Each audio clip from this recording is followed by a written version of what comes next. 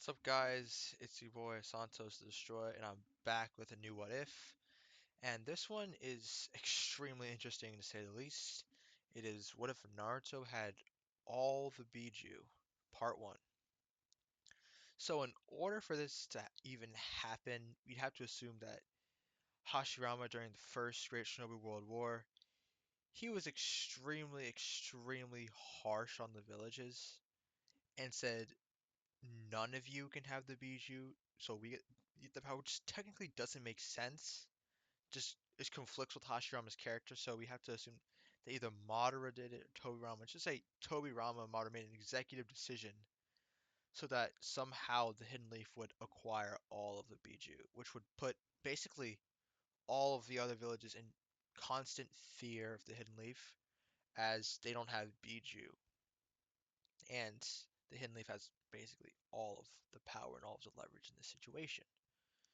So now we go generation by generation. Let's just we go to head to Naruto's time before Naruto's born.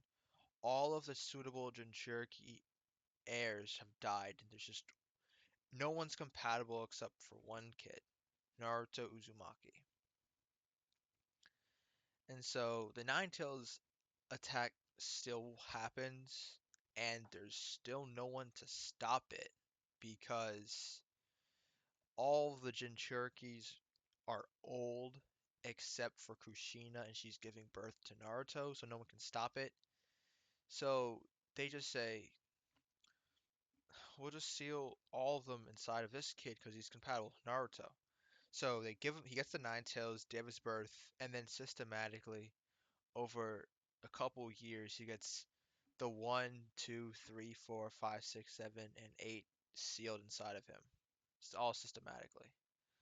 So by the time he's at the academy, he enters the academy as all nine-tailed beasts inside of him, which is rough on a kid. I mean, that means his chakra control is essentially negative in this situation.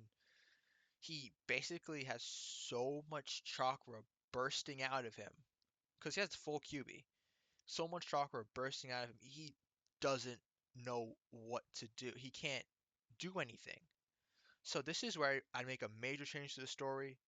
And as much as I hate to do this, I think I'd have to put Danzo in the care of Naruto, just because Danzo's the only one I think can make something out of him and find a way to control his power without doing anything crazy.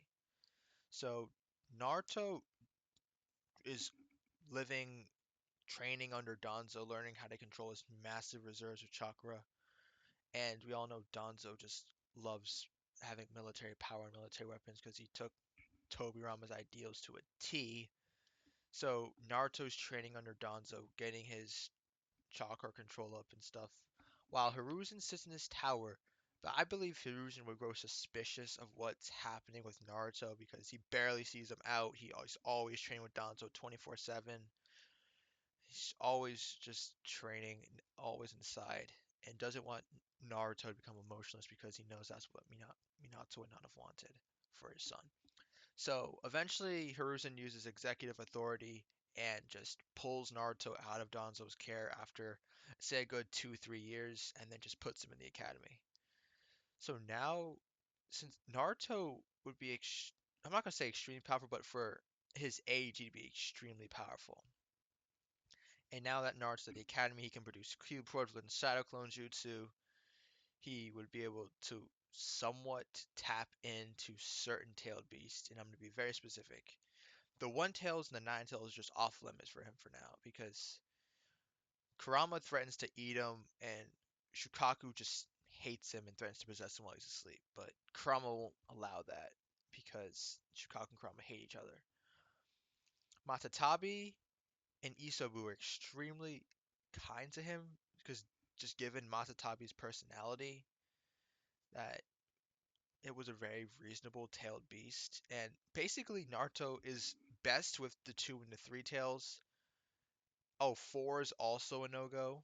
Son Goku is way too prideful to even just acknowledge Naruto's existence as of right now. So Naruto is can tap in chakra, like regularly tap in chakra from the two tails, the three tails, Seven Tails, and Six Tails. Five Tails, he's on good terms with, but hasn't really gone to tapping chakra.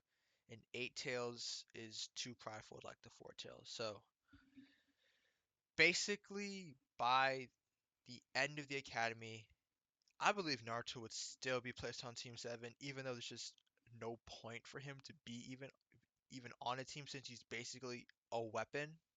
He's basically a living weapon, even though Naruto doesn't see it like that. He just sees that, oh, I have all these friends inside of me, and I have friends on the outside that I just have so many people around me and supporting me.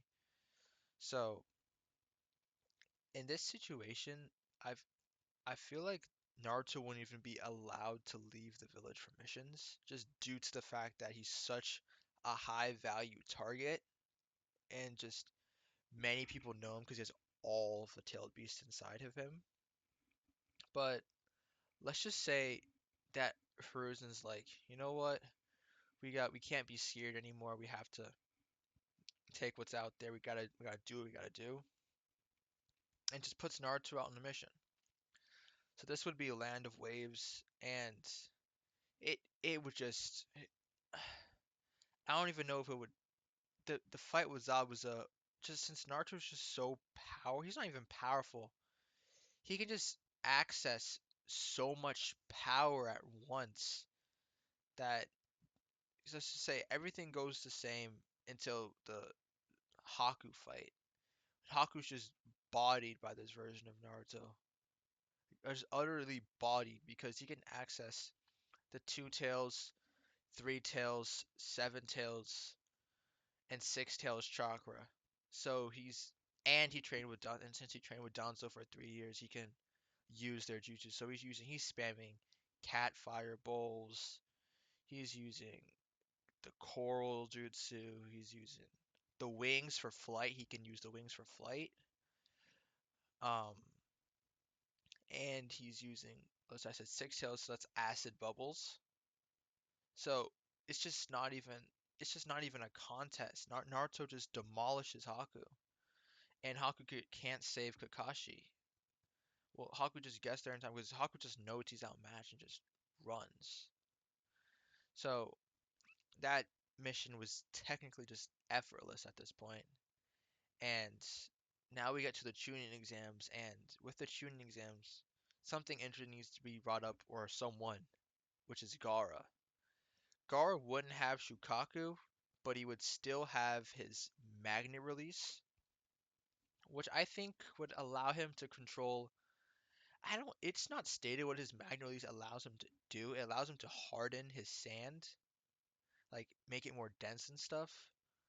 So maybe Rasta would have just trained him in gold dust as well slash sand. I don't know. It's really iffy, difficult to find out what Gar would have actually learned had he not had Shukaku.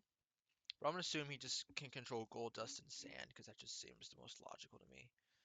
So first stage of the tunings exams, Naruto does the same as in canon because he doesn't really have a reliable way to collect intel as of yet, unless he does something with Saiken, makes like a bubble that like reflects some answers or something like that. I don't. Other than that, I have no idea. Forest of Death is a breeze. There's no one there who poses a remote threat to them. I mean, Sasuke would probably still get the curse mark, but there's just no way Naruto would get his seal thrown off, like off balance like he did in canon, because it just doesn't make sense that Orochimaru would even just he would just be releasing so much chakra at once. And I feel like more tailed beasts would just start to join in with Naruto just after seeing his progression, how noble he was as a person. Because Naruto had his goal of being Hokage, of protecting everyone. So I think that would have gotten the Five Tails involved, maybe Gyuki involved. Because the only way that Killer Bee got to Gyuki is because they became good friends. And I think Naruto would see the tailed beast rather than just weapons or anything, but as genuine people and friends. And that mentality would start to melt the ice around Kurama's heart. So from there, Naruto and Team 7 just after Sasuke is revived, not revived, but like wakes up from the cursed seal. Naruto just tells him to stand down and just exudes a chakra far more menacing than Sasuke's own. And basically, they just body everyone on the way to being.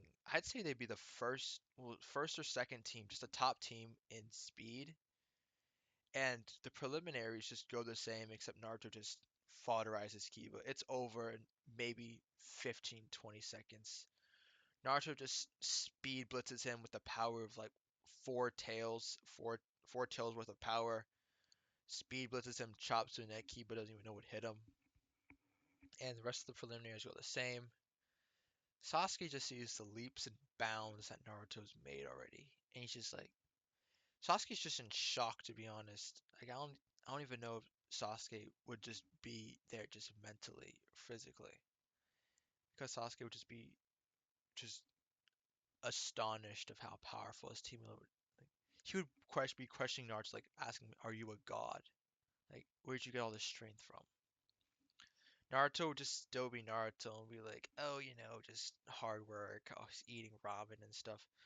But it wasn't ramen. It was you have nine super monsters, super powerful beings inside of you that help you with your power. So from that, basically we lead up to the finals of the shooting exams. Konoha crushes it. I think it would still happen, but I think Naruto at this point could probably single-handedly stop it. The third wouldn't even die, because I mean the third might still die, but Naruto would make sure he would finish up his battle with Gaara easily. Naruto would body the Sound 4 because he'd use a combination of the wings, flight, he'd use boil release from Gokuya, the five tails, and basically just Matatabi's fireballs, Saiken's acid. Just that combination would just be so extreme that I just don't believe any of the Sound 4 would be prepared and they'd either be captured or killed at this point.